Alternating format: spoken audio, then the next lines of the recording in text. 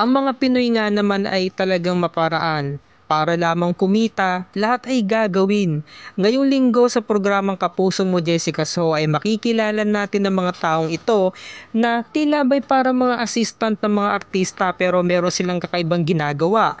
Kaya nga ang tawag kung merong hiring dyan kahit tagapahid man lang ng langis sa abs ay talagang papatusin na ka ng kahit sino. Mapapasana all ka na lang talaga dahil napakadali lang ng kanilang trabaho.